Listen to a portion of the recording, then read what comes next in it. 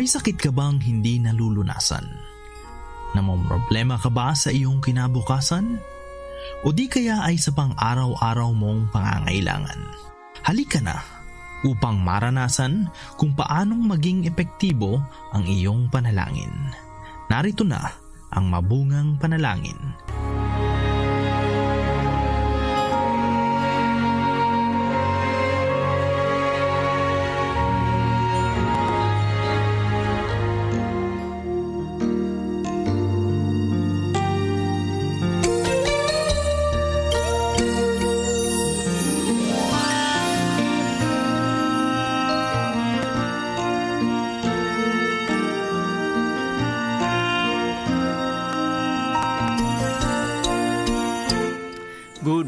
Good morning sa iyo kaibigan, sa iyo ka-Kerian. Salamat sa iyong patuloy na pagantabay sa ating mga programa dito sa Care 104.3 The Way FM. At ito nga po ang mabungang panalangin at ang inyong Thursday host. Ako po si Pastor Abel Manzanilla. Good morning po sa iyo. Good morning po sa lahat ng provinces ng Kabikulan. At belated Happy Father's Day sa lahat ng mga tatay. At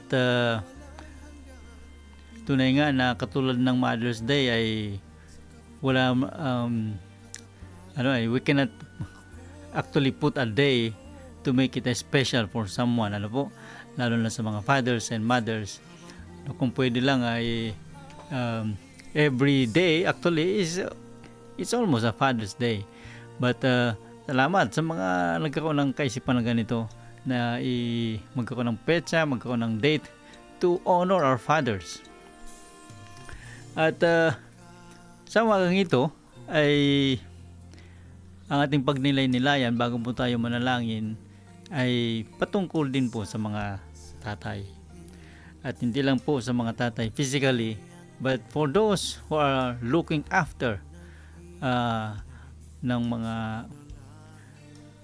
anak, ng sons o daughters o sino man na dinala ng Diyos under our supervision, po. So aking babasahin ay mula sa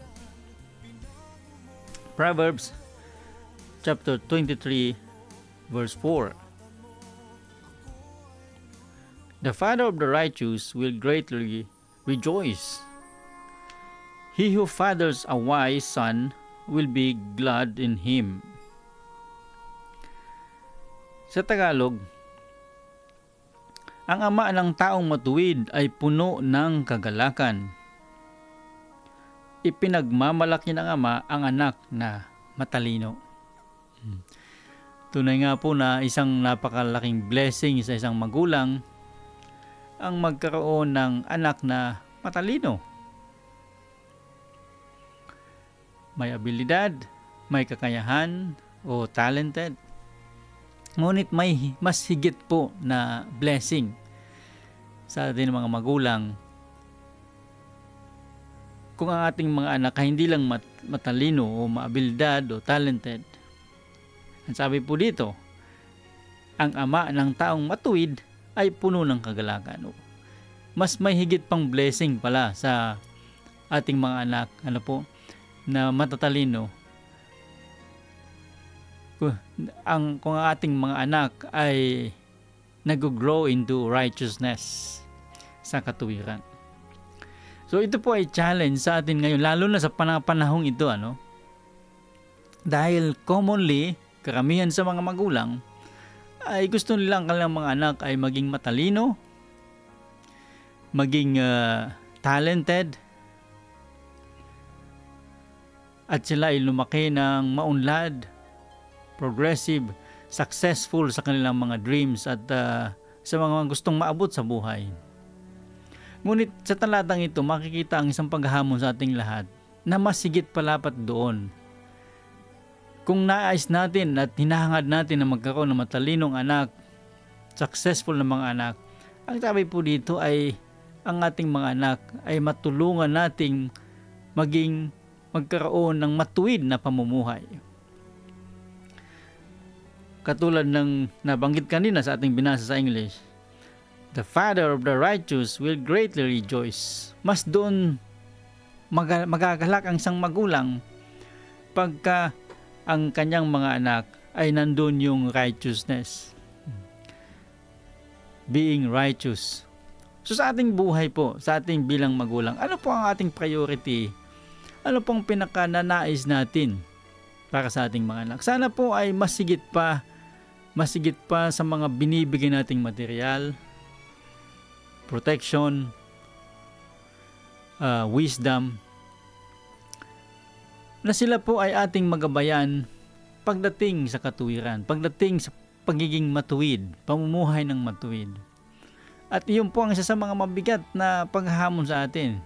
Dahil it takes our lives, it cost our lives, it cost our own life. No? Pag sinabing our own life, ang ating pagiging halimbawa, ang ating pagiging malapit sa Panginoong Diyos. Hindi natin ma-expect ang ating mga anak na maging malapit sa Panginoon kung tayo ay hindi malapit sa Panginoon. Hindi natin ma-expect ang ating mga anak na sumunod sa Panginoon kung tayo ay hindi lubusang sumusunod sa Panginoon. Sabi nga ang crisis ngayon, ang pinaka-crisis sa ngayon ay hindi yung economically, financially, o materially, kundi ang pinaka-crisis sa ngayon ay yung mga examples, mga halimbawa sa buhay ng mga tao, lalo na sa henerasyon na ito. Ang mga kabataan ng mga tao ay naghahanap ng mga example sa kanilang mga buhay, mga dapat nilang tularan, ngunit iilan na lang. At ang pangunahin na instrumento ng Diyos para sa kanila na mamuhay ayon sa kanyang kalooban at sa katuwiran, walang iba ang pangunahing instrumento na ibinigay sa mga kabataan ay ang kanilang mga magulang. Kaya ang mensahe pong ito ay hindi lang po sa mga tatay, hindi lang po sa mga nanay, kundi for us na as an individual, lalo pa tayo yung mga tagasunod at mananampalataya ng Panginoon. Aware man tayo o sa hindi, may mga taong tumitingala sa atin. Hindi lang sa kung paano tayo na magiging successful sa ating mga ginagawa, kundi kung paano tayo nabubuhay.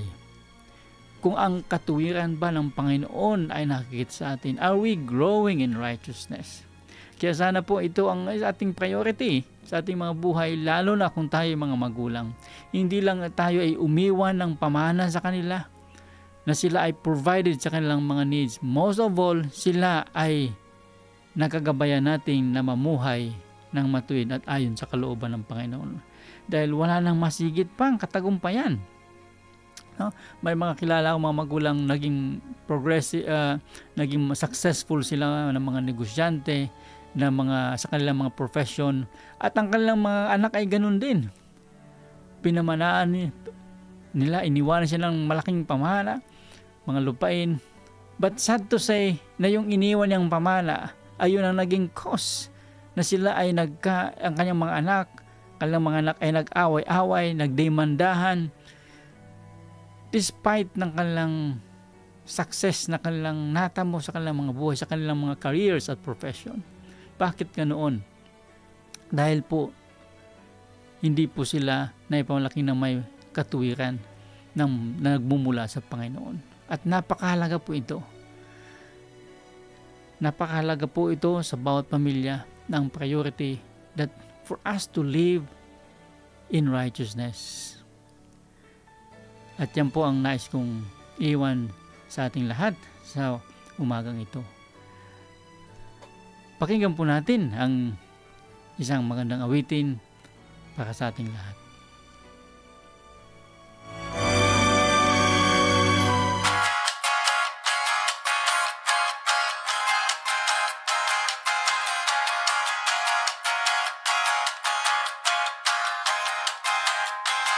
Buong puso, walang alinlangan, buhay inalay niya. Siya'y si Jesus, tagapagligtas.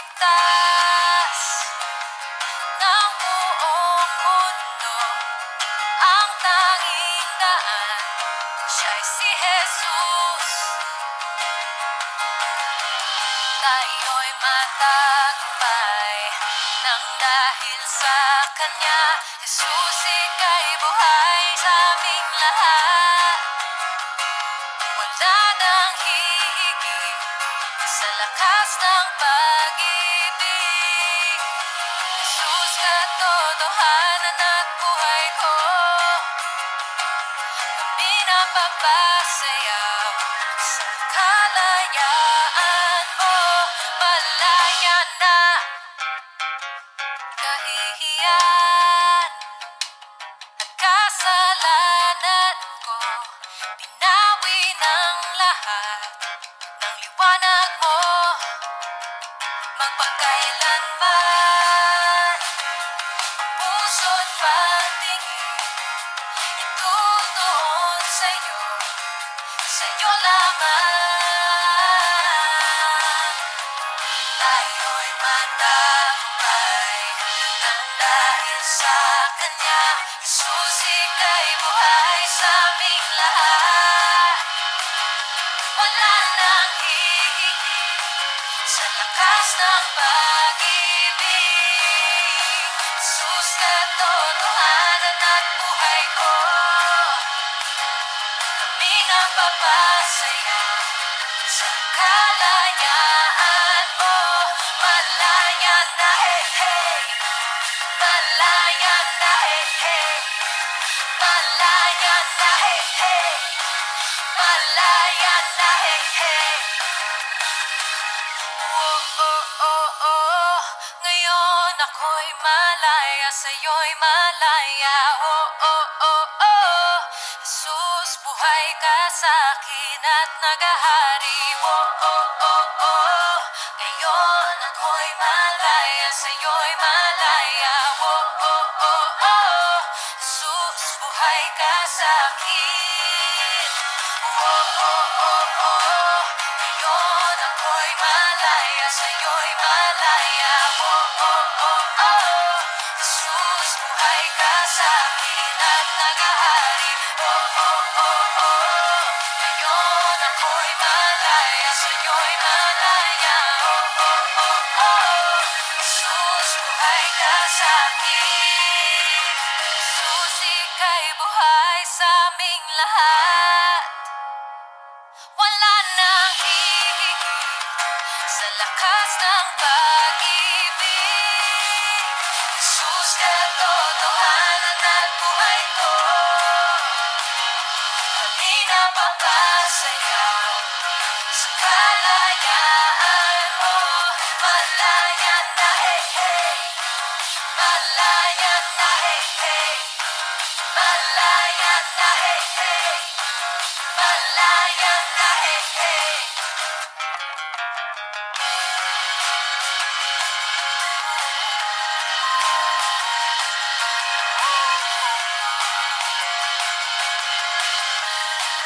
Ako'y malaya.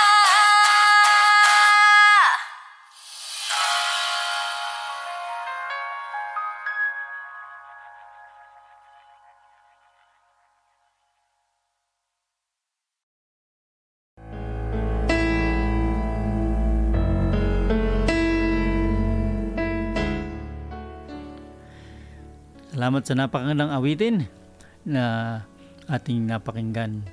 At sa ngayon po ay darako tayo sa pananalangin. At sa ngayon po ay tayo po ay papangunahan ni Ate Chi Luna, isa sa mga former station managers ng FEBC Bicol.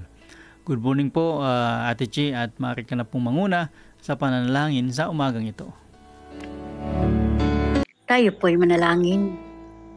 Aming Panginoong Diyos, pinupuri ka namin at sinasamba sa pamagitan ng aming tinig at gawa. Sinasabi mo po sa iyong salita na magalak kaming lagi. Palagi kaming mananalangin at magpasalamat sa Diyos sa lahat ng pagkakataon. Sapagkat ito ang kalooban mo po, Panginoon. Kaya maraming salamat sa pribilehiyong ito na maging iyong anak at makasama sa iyong pamilya, ang pamilya ng Diyos. Salamat din po, Panginoon, sa pribileyo na makaniig namin kayo sa pamagitan ng panalangin. Sa oras na ito, aming ipinapanalangin ang Far East Broadcasting Company. We do pray, Lord, for the ongoing FEBC National Conference, a time to recharge and to refresh as FEBC staff. Amin din pong idinadalangin ang good health and protection of everyone attending the FEBC National Conference. Also praying the safe travel back to the respective stations. Dalangin namin, Panginoon, ang stronger partnership sa mga individuals, churches, and even government agencies to ensure the continuous relevancy of FEBC local programs. Maraming salamat po, Panginoon, sa mga agencies na nakikilahok sa mga programa ng FEBC Duay FM. At magi pong blessing ang mga napapakinggan namin sa mga information na tamang-tama sa ngayong panahon. Lord, palakasin mo po ang pagtitiwala namin sa iyo, sa iyong kapangyarihan, at upang maging matatag kami sa aming pananampalataya sa iyo. Sa pangalan ni Jesus. Amen. Tuloy-tuloy po tayo sa pananalangin sa umagang ito. Lord, salamat. Salamat po, Panginoon, sa mga tao na dinulog mo sa amin, dinrow mo sa amin, na maaaring aware kami o hindi. But Lord, sila, Panginoon, ay iyong idinako sa amin upang sila ay aming pangunahan. Ito man ay aming mga anak na iyong pinagkatiwala mo sa amin, mga pamangkin, mga apo, mga kaibigan, o maging mga kabataan o mga susunod na henerasyon na sa aming paligid lamang at kapitbahay. Tulungan po kami na maging halimbawa at tulungan po kami, Panginoon, na ibahagi sa kanila ang katuwiran. Na hindi lang po kami makatulong sa kanila sa pagkakaloob ng mga material na bagay, kundi higit sa lahat ay ang pagturo sa iyong salita, ang pagpapakita ng matuwid na pamumuhay. Tulungan po kami, O Diyos. Hindi po magian ang paghahamon na ito sa amin. Kaya kami patuloy nagtitiwala at pagpapasakop sa iyo. Salamat sa iyong gabay. Salamat sa iyong pagpala. Salamat sa iyong Panginoon, lalo na sa mga ama ng tahanan, Panginoon. Thank you, God, for empowering us, O Lord, na maging kagaya ng aming Diyos Ama, na ang pangunahing minimiti na kami maging matuwid, mamuhay na may kabanalan, mamuhay ayon sa iyong kalooban. Salamat po, Diyos, sa umagang ito at pagpala mo sa bawat isa, sa pangalan ni Jesus. Amen.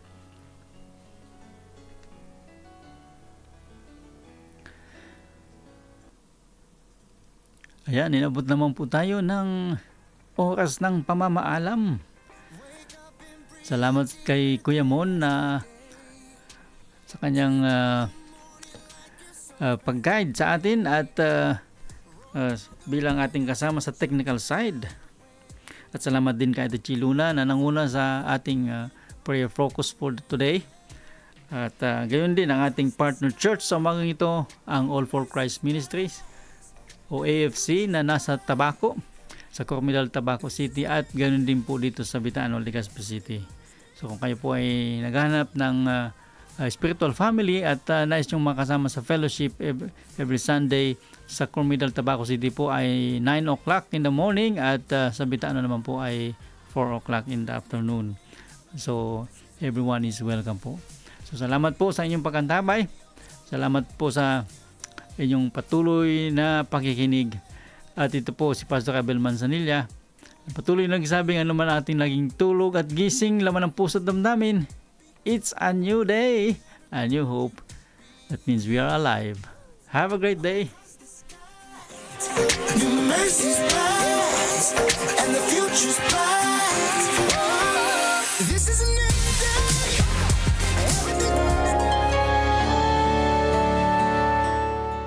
Kung nais mong ikay ipanalangin, maaaring i-text sa amin ang iyong kahilingang panalangin sa 0946-763-9858 o sa Globe sa 0915-931-7184. Sa Smart na may 0929-359-4298. Maaari ding i-post sa aming Facebook page ang inyong prayer requests sa Care 104.3 The Way FM o di kaya ay sa nasabing numero kanina.